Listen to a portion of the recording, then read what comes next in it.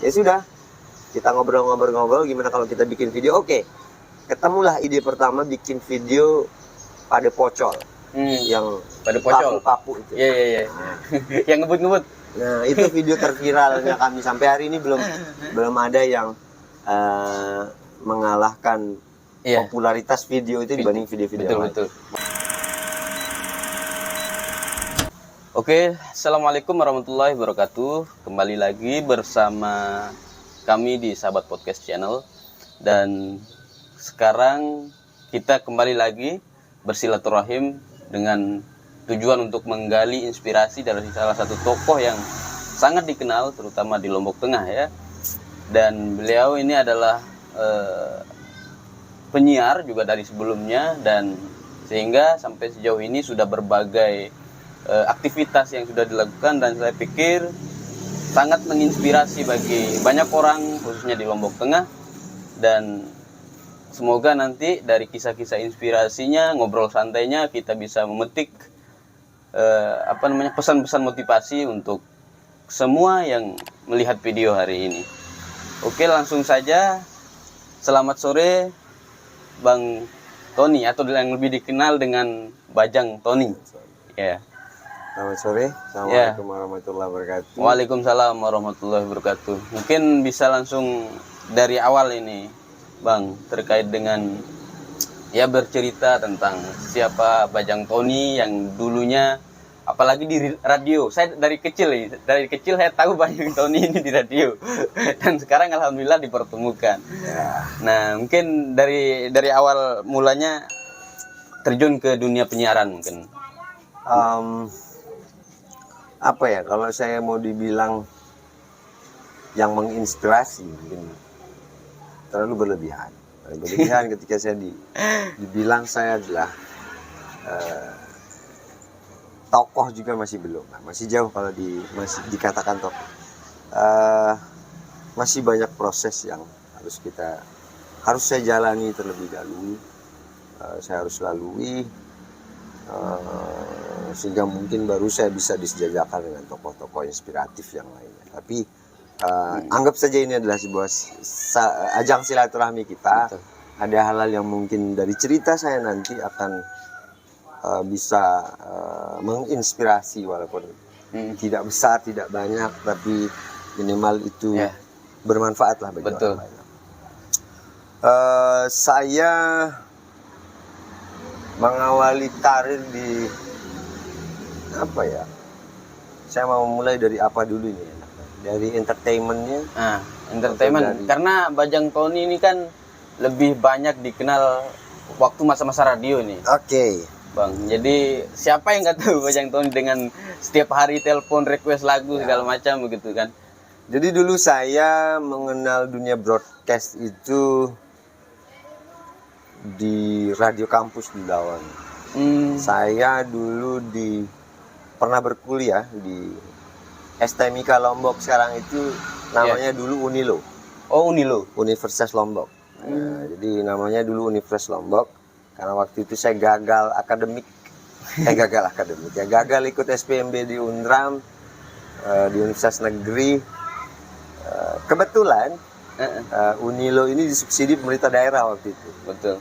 Akhirnya saya ikut kuliah. Saya ambil jurusan yang bunuh diri waktu itu. Jurusan bunuh diri gimana? Jurusan bunuh diri itu. Karena saya jurusan IPS, tiba-tiba ngambil teknik informatika kan bunuh diri. Oh, bunuh diri. Nah, itu bunuh diri. Nyebrang ya.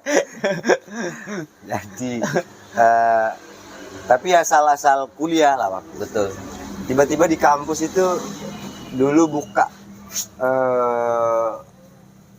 radio kampus, radio FM pertama namanya Labora namanya. Labora FM. Saya berterima kasih sama guru-guru saya waktu di situ, ada Kak Gusding. Disitulah pertama kali saya mengenal ini dunia radio ini kayak apa sih. Betul. Jadi diajarin tentang teori-teori seorang penyiar radio di situ. Oh ya, silakan. Kemudian tapi saya nggak sampai on air waktu itu. Kebetulan saya harus ngelanjutkan sekolah di Makassar. Oh, pernah sekolah Iya, di di Makassar. Makassar 2 tahun, tapi untuk difabel. Oh iya. Udah sekolah difabel di Makassar 2 tahun. Tapi masa kecil saya memang, saya suka dengar radio dulu masa kecil. Sehingga saya tertarik sih dunia broadcast tuh kayak gimana. Betul. Ya udah, sepulang dari Makassar, ternyata radio Labora ini off. Radio Labora ini berhenti. Dan teman-teman penyiar yang di Labora itu pindahlah ke macam-macam radio. Sampai ketika berdirilah radio Suara Praya FM, Supra FM. Supra FM. Nah, Supra FM itu awal berdirinya 2006. Karena saya pulang dari Makassar Desember 2005. 2006 itu berdirilah radio Supra FM. Oh, saya sempat dulu sebelumnya. Sebelumnya saya pernah ngisi di Radio Bayangkara, Radio Polres Lombok Tengah. Cuma waktu itu saya ngerasa bahwa saya nggak punya ilmu nih. Tiba-tiba saya harus menjadi penyiar radio, tapi saya tidak siap dengan secara keilmuan. Betul. Waktu di Labora, waktu itu hanya kulit-kulitnya saja yang sempat diajarin.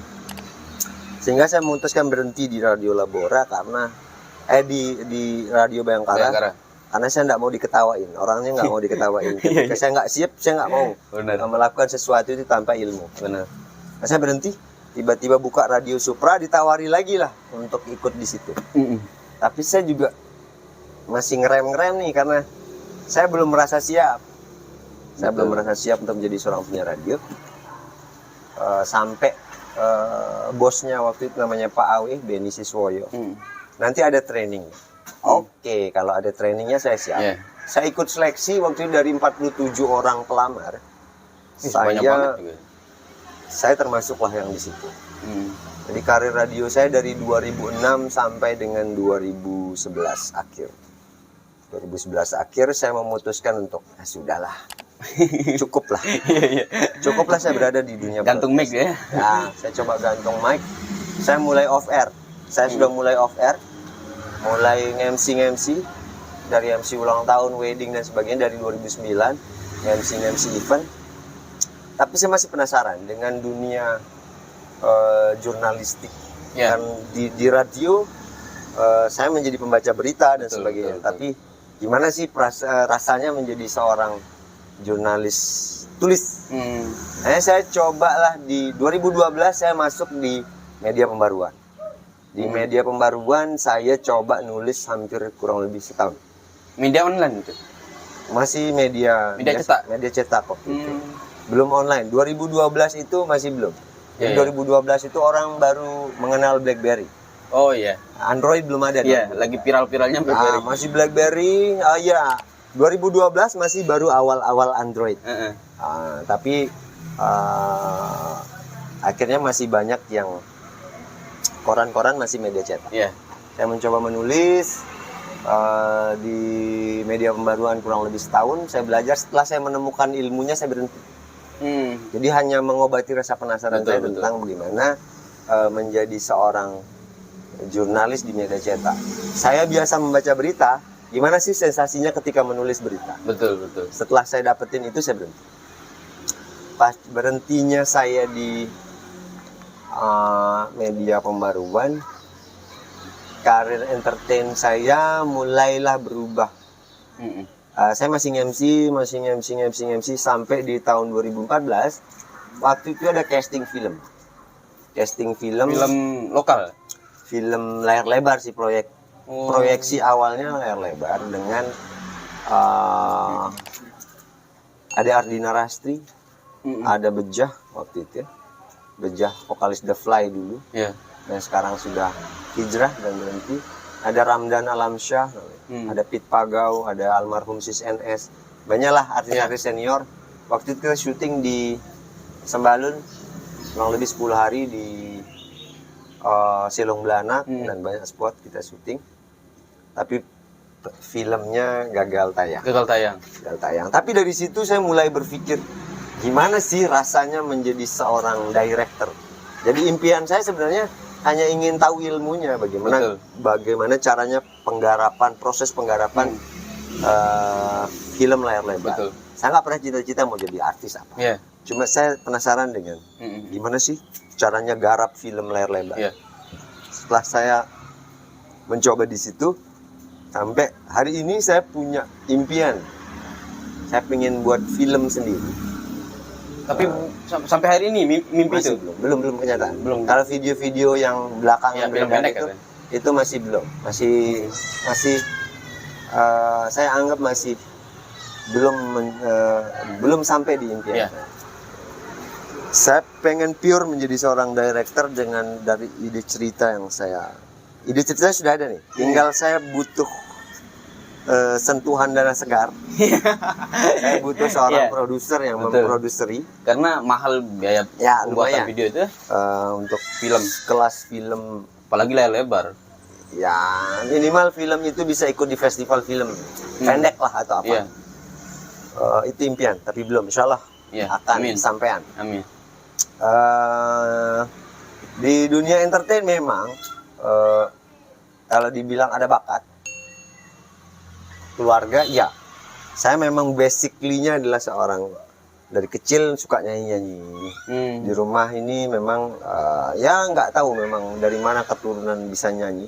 Saya 6 orang bersaudara itu Cuman sendiri bisa nyanyi? enggak, bisa nyanyi semua, Oh, bisa. tapi bukan penyanyi. Kita bukan penyanyi. Ada bakat semua lah. Ya, tapi kalau dari sisi sense-nya ada. Sense-nya ada. Sehingga dulu mengawali entertain saya memang menyanyi-nyanyi. Suka lomba-lomba, ikut lomba-lomba nyanyi. Iya, iya. Dari SD sampai lumayan besar, sudah sampai remaja, masih ikut lomba-lomba nyanyi. Sehingga saya mencoba merambah ke dunia entertain yang lain. Betul. Saya orangnya agak suka penasaran. Saya pengen menaklukkan satu bidang itu. Kalau saya penasaran di satu bidang, saya akan mencoba menaklukkannya. Oh iya. Tapi ketika saya sudah bisa, saya biasanya akan meninggalkan. Iya, iya, iya. itu jeleknya saya. Jadi sehingga di beberapa sisi buruknya adalah saya tidak expert di bidang itu. Betul. Contohnya di musik misalnya. Saya menguasai beberapa jenis alat musik, tetapi saya tidak mahir. Tapi bisa semua. Tapi bisa, alhamdulillah bisa. Sekedar bisa. Sekedar bisa. Tapi tidak mahir. Misalnya di gitar, Karena nggak ada yang didalami. keyboard, ya karena memang saya juga tidak punya guru. Rata-rata semua otodidak. Otodidak. Jadi belajar main gitar, belajar main gitar, kemudian main keyboard, main alat musik yang lain itu tanpa guru dan Otodidak. Kan? otodidak. Tapi memang hasilnya juga tidak akan maksimal. Ya. Betul. Sampailah akhirnya kalau di dunia saya pernah belajar kiroat, apa namanya? Kori. Ya, belajar tilawah. tilawah. Iya, tilawah. Saya juga pernah belajar tilawah. Saya hanya ingin merasakan sensasi menjadi peserta tilawah itu kayak gimana sih? MTQ ya? Saya belajar sampai saya beberapa kali ikut lomba tilawah, nggak ada yang nggak pernah dapat juara. Tapi sekedar bisa. Iya, iya. Di tilawah alhamdulillah bisa, dasar-dasarnya insya Allah bisa.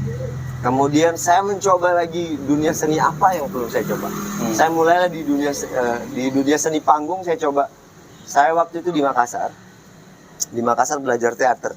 Jauh banget ya, Bang. Kebetulan waktu itu memang di sekolah itu Waktu sekolah di ya, Makassar. waktu di Makassar 2004 tuh di situ saya mengenal panggung teater. Sehingga waktu itu sempat ikut festival teater se-Sulawesi Selatan. Dan sanggar kami dapat juara favorit waktu itu, alhamdulillah. Luar biasa. Dari situlah saya mulai mengenal dunia peran. Betul. 2004 dan akhirnya tersalurkan di 2014 yang lalu pas ikut, walaupun hanya sebagai seorang pemain cameo lah. Sampai alhamdulillah sekarang ketika ada penggarapan film-film layar lebar ataupun kalau ada produksi-produksi film di Lombok, kebanyakan teman-teman calling lah. Betul. Teman-teman di Jakarta nanyain, minta bantu untuk difasilitasi, minimal untuk mencari teman-teman yang mau jadi cameo, mau jadi pemain figuran dan sebagainya. Kita biasanya dihubungi. Sampailah pada, kalau dibilang puncak karir saya hari ini sebenarnya tidak ada. Kalau di bidang seni tidak ada puncak karir saya, karena begini-begini saja, stucknya di sini-sini saja. Tidak ada yang. Sampailah di 2018 awal saya mulai beride untuk bikin video-video konten-konten. Betul. emang awalnya memang tidak pernah berpikir untuk menjadi YouTuber. Awal-awal. Waktu itu saya sama Amaohan dan ada ponakan waktu itu di rumah, iseng-iseng bikin video dengan handphone. Dari saya memang dari kecil sudah dikenal suka bikin guyonan-guyonan lokal, jok-jok lokal. Kenapa enggak saya berpikir bahwa jok-jok saya itu coba saya tuangkan ke visual. Betul. Akhirnya dari ide-ide, dari cerita-cerita yang sering saya bawain di teman-teman, di orang-orang banyak, itu saya coba tuangkan menjadi sebuah video visual. Nah, cobalah pakai handphone. Kita uji coba lewat Facebook. Video pertama saya judulnya Belian Lekat. Iya. Itu kita coba lempar ke Facebook, itu lumayan, 5 ribuan yang nonton. Mulai berikutnya kita bikin video judulnya Telok Jari Montor. Ada yang belah telur, anak-anak yang hayal punya telur 9, telurnya netas jadi ayam, habis itu jadi kambing jadi sapi, habis jadi motor.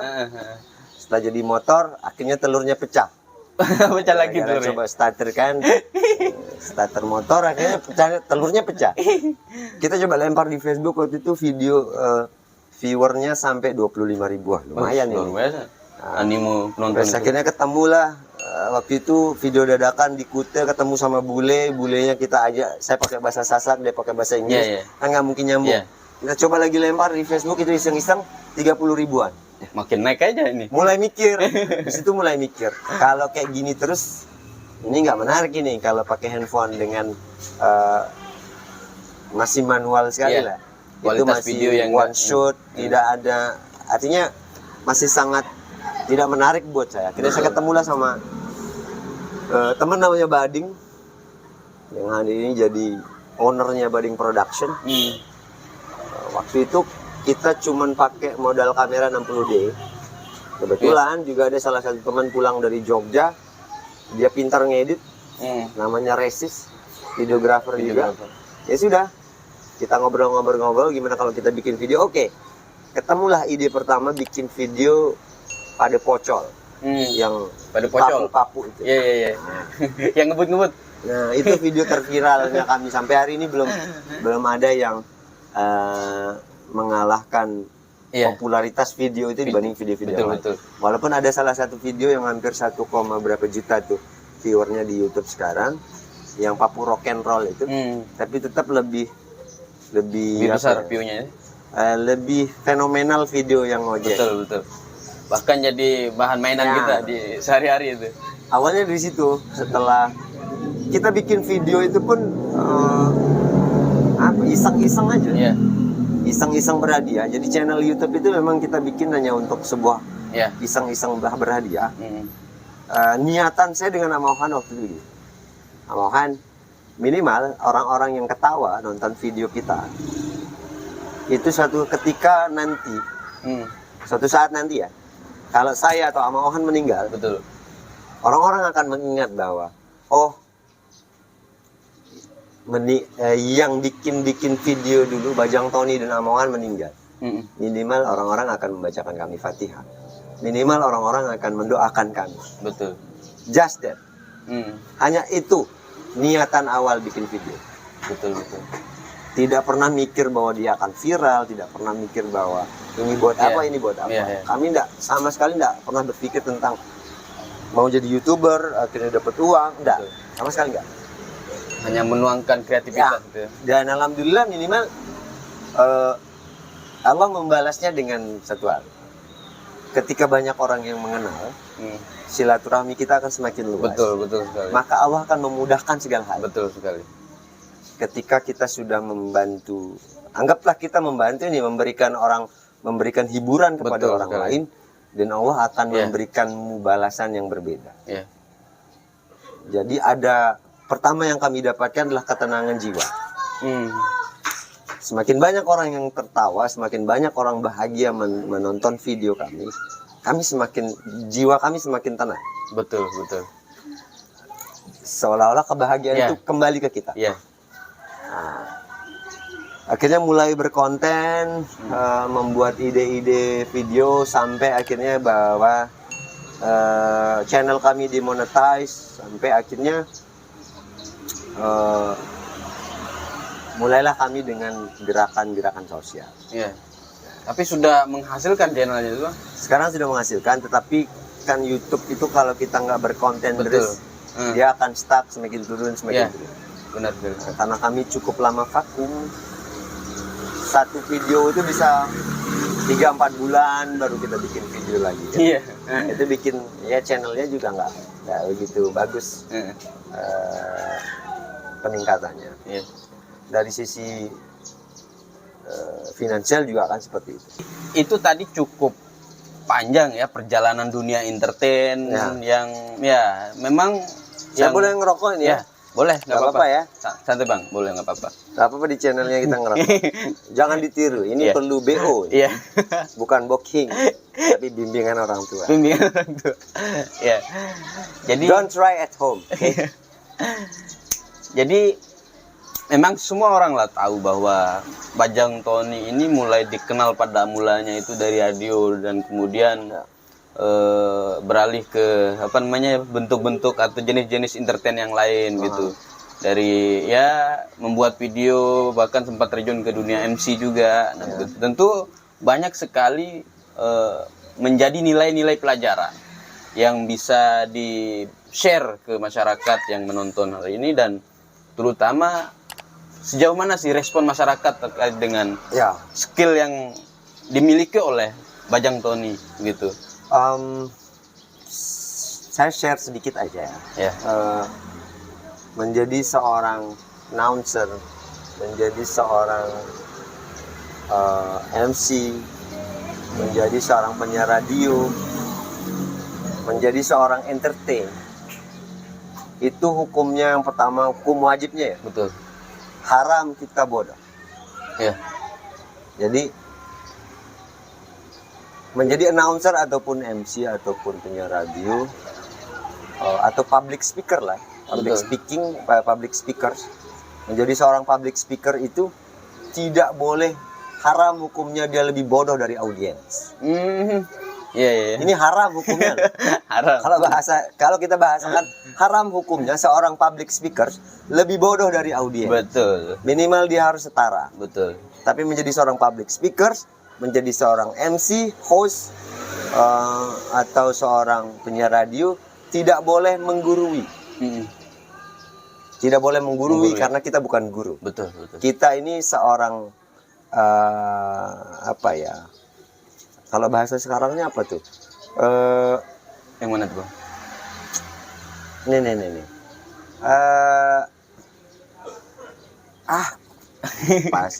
Bahasa hari ini seorang yang famous, seorang terkenal, Influencer? influencer. Ya, Kita ini seorang influencer, betul. bukan seorang guru nih. Ya, Jadi tidak boleh menggurui, benar. tapi mengajak orang untuk melakukan hal-hal positif. Influencer itu adalah orang, bagaimana seseorang bisa mengajak orang lain untuk melakukan hal-hal positif. Benar. Jadi untuk bisa menjadi itu tentunya harus smart. Ya, Smart itu paling penting. harus terlihat. Bukan mengatakan smart, ya. bahwa diri saya smart, bukan. Tetapi smart itu butuh diasah. Betul. Smart itu diasah dengan cara banyak membaca. Betul. Jadi Betul seorang announcer, seorang influencer, seorang motivator dan sebagainya harus banyak membaca. Membaca baik itu yang tertulis maupun Yang tidak tertulis. yang tidak tertulis. Whatever that, Ya. apapun yang kita lihat, Betul. apapun yang kita nonton, Betul. apapun yang kita baca, itu harus menjadi ilmu buat kita. Dan itu akan membuat kita semakin terlihat berkualitas, Betul. akan membuat kita semakin terlihat siap di dunia itu. Ya. Contohnya menjadi seorang joker, menjadi seorang pelawak, itu tidak semudah apa yang dibayangkan. Karena menjadi seorang pelawak itu bukan, lawakan itu tidak tertulis. Tidak ada lawakan yang terskenario. Oh, enggak. Tidak. Berarti murni Sama sekali. keluar langsung dari ini ya? Lawakan itu sehebat, kalau kita menonton lawakan-lawakan di TV, itu tidak ada yang terskenario. Paling hanya sebuah garis-garis besar. Iya. Di mana yang dituntut adalah spontanitas. Betul. Dari figurnya sendiri ya? Ya, spontanitas itu akan keluar bagi orang-orang yang punya wawasan yang cukup luas minimal. Betul. Wawasan yang luas Betul, itu didapatkan dengan membaca, melihat, menonton, Benar. mengamati dan sebagainya. Ya. Itu pesan-pesannya untuk entertainer hari ini ya. muda ini. Jangan pernah puas dengan apa yang capaianmu hari ini. Jangan pernah puas dengan ilmu yang engkau dapat hari ini. Betul. Karena zaman ini tetap akan berkembang dan meninggalkan kita. Betul sekali. Kalau Sangat dinamis. seorang entertainer itu puas dengan capaiannya hari ini, ilmunya hari ini, maka dia akan tergilas. Betul sekali. Karena semakin zaman berkembang, maka inovasi-inovasi terkait tentang dunia hiburan itu akan tetap meningkat. Benar sekali. Ya, itu sangat penting ya, Bang. Terus terkait dengan respon masyarakat terkait dengan skill Bajang Oke. Tony. Ya. Mungkin bukan skill saya sendiri ya, tapi Ya. secara umum. Secara umum dan semua lah ya. umum di Dunia entertain. Dunia entertain itu apa ya? Memang dari awal kita sudah mulai terstigma. Dari awal zaman-zaman dahulu itu orang-orang mulai terstigma dengan kalimat bahwa menjadi seniman itu nggak bisa makan. Stigma itulah yang akhirnya sampai hari ini secara umum loh hari ini. Secara umum, apalagi di daerah-daerah kita yang bisa dibilang daerah-daerah agak sedikit sulit berkembang. Kalau di Jakarta, entertainer menjadi seorang pekerja hiburan itu adalah sebuah profesi. Betul. Kita bisa lihat artis-artis hari ini kalau di Jakarta mereka hidup dari situ. Iya. Mereka menjadi seorang yang sangat kaya raya. Betul sekali. Dari profesinya menjadi pelaku hiburan. Baik itu pelawak, penyanyi dan sebagainya. Tetapi kalau di daerah-daerah, di lokal-lokal area, menjadi seorang entertainer itu berat. Benar. Karena apa? Karena respon pasar. Penghargaan masyarakat terhadap sebuah karya seni itu masih belum terbentuk ya. Masih belum terbentuk. Sehingga banyak seniman-seniman yang kadang-kadang ya tidak bisa hidup dari pekerjaannya menjadi seorang seniman. Betul. Misalnya sekarang seniman lukis. Seniman lukis kita lihat saja sekarang kalau saya menganalisa khususnya di Kota Praia misalnya. Betul. Ada berapa sih orang-orang yang bisa menghargai tentang sebuah karya seni lukisan? Ya. Malah orang menganggap hanya sekedar goresan-goresan saja. Dan memang kadang-kadang banyak juga pelaku seni yang tidak menghargakan lukisannya. Iya. Karena mereka menganggap bahwa karya seni saya tidak untuk diperjualbelikan. Tapi kalau orang-orang yang menghargai sebuah karya seni, walaupun itu terlihat simpel bagi kebanyakan orang, tetapi itu adalah tidak ternilai dan bisa dihargakan dengan harga yang sangat mahal. Betul. Begitu juga dengan profesi-profesi seni yang lain. Misalnya sebagai seorang penyanyi, seorang MC, seorang musisi, di daerah kita khususnya Lombok Tengah ini kan sedang berkembang nih. Insya Allah ke depan. Kalau Mataram sudah mulai terbiasa. Sehingga banyak teman-teman pelaku-pelaku seni ini yang hijrah ke Mataram hanya untuk mencari sebuah penghidupan yang layak. Kalau berbicara tentang di Lombok Tengah khususnya, mudah-mudahan ke depan akan mulai pelan-pelan akan menghargai para pekerja-pekerja seni sehingga menyesuaikan lah. Kami, kalau saya pribadi tidak enak untuk membahasakan bahwa harus dibayar berapa. Saya tidak pernah mematok harga selama ini, tapi minimal saya ingin menyadarkan mereka bahwa menjadi seorang pembawa acara, menjadi seorang pekerja seni itu tidak semudah orang yang menonton. Betul sekali. Satu contoh, misalnya kita membuat sebuah video, hari ini teman-teman bikin video Iya. podcast ya. Iya. Ini mungkin terlihat sederhana hanya dengan 1 atau 2 kamera dengan Iya. 1 frame. Ya. Tapi bagaimana ketika teman-teman mulai mengedit, memasukkan file video itu di Iya. komputer, dari mengedit warna, dari Benar.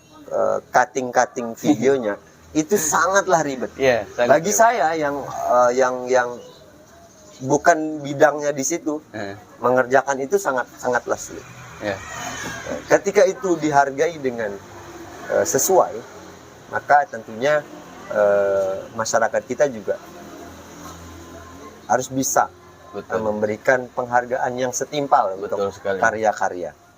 Karena memang ya mungkin seperti yang dikatakan tadi, kalau di dunia seni itu ada stigmanya dari jauh hari sebelum kita lahir mungkin. Nah seperti itu mungkin di Lombok Tengah juga terjadi hal demikian begitu. Mental untuk kemudian menghargai orang, khususnya seniman atau yang memang bekerja di dunia seni itu, melihat hanya sekedar buat mereka ketawa, lalu dengan begitu mereka berharap bahwa itu bukan pekerjaan yang sulit begitu. Padahal seperti yang dibilang abang tadi, untuk mengeluarkan ide apalagi joke-nya itu sangat susah. Beride itu tidak Ya. semudah apa yang dibayangkan. Betul sekali. Tidak semudah orang yang menonton. Benar sekali. Bahkan ada yang mengatakan orang-orang pelawak ini bang lebih cerdas otaknya, EQ-nya daripada orang-orang yang ya politisi lah begitu. Karena memang orang-orang ngelawak nih, contoh lah kita katakan Sule lah. Cak Lontong lah, Ya yang Cak paling Lontong cerdas. itu kan